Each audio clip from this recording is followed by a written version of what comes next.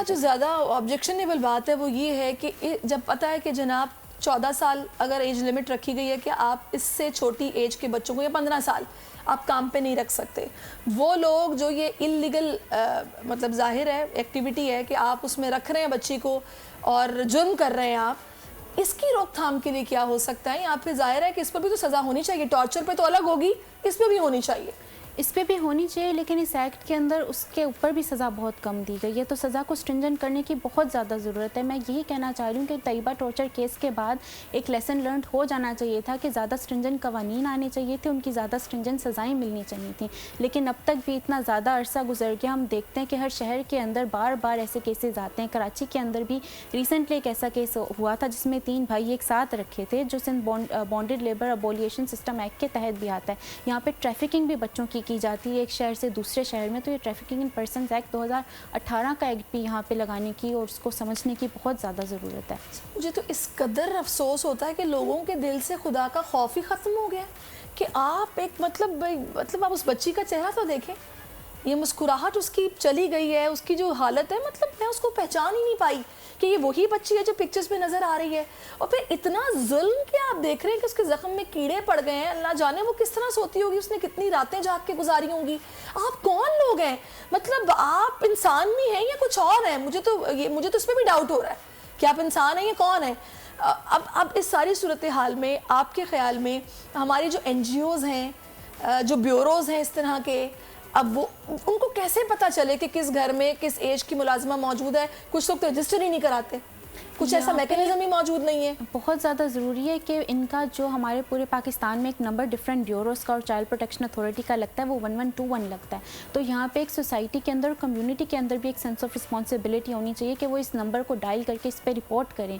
जो 2004 का एक्ट है पंजाब के अंदर, उसके तहत ये लोग बच्चों को प्रोटेक्ट कर सकते हैं, बच्चों को रेस्क्यू कर सकते हैं। अच्छा, अब इसमें एक चीज़ डॉक्टर रिदा, मैंने एक चीज़ और देखी है कि हमें धूल झोंकने के लिए अक्सर ही होता है, समटाइम मैं बाहर निकलती हूँ और मैं ये देखती हूँ कि किसी फैमिली के साथ एक मुलाजिमा है और उसकी एज काफ़ी छोटी है, अगर मुझे लग रही है तो मैं उनको जब पूछती हूँ कि भाई ये बच्ची अब आपके साथ है, इसकी एज तो काफ़ी कम है, आपने इसको क्यों रखा हुआ है?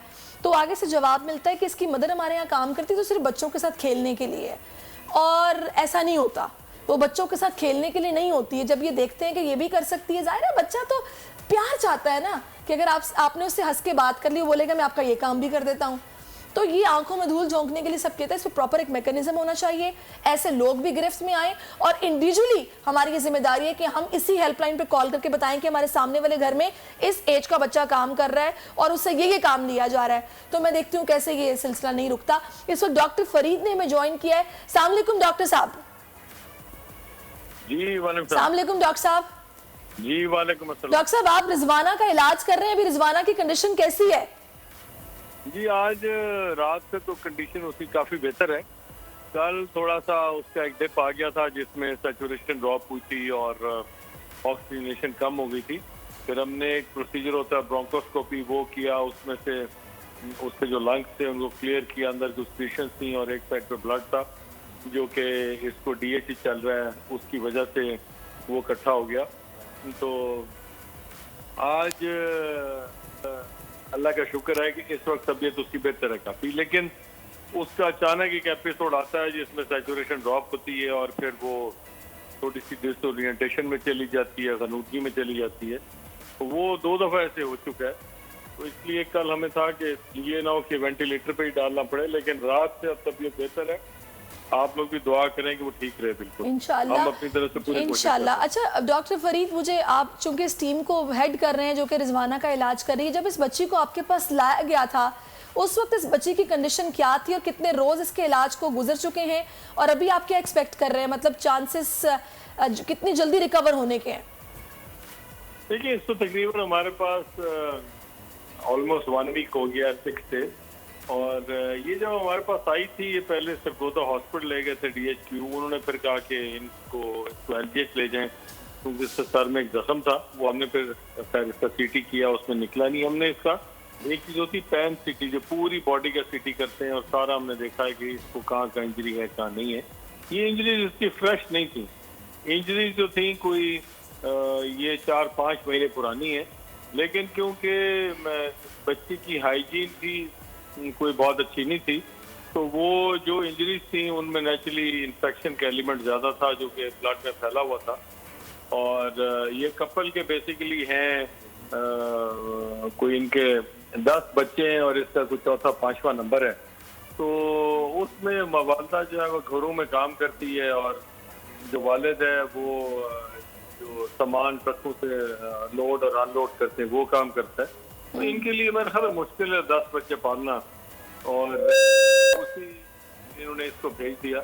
तो हम इसकी रिहैब प्लान भी कर रहे हैं कि इस बच्ची का आगे फ्यूचर भी अच्छा हो। चलिए डॉक्टर साहब, हम पर उम्मीद रहे कि रिजवाना इंशाल्लाह जल्दी ठीक हो जाएगी, कोई सीरियस बात तो नहीं है। तो हम फिर उम्मीद है, और असल ताकत तो आप पता खुदा की ताकत है इंशाल्लाह।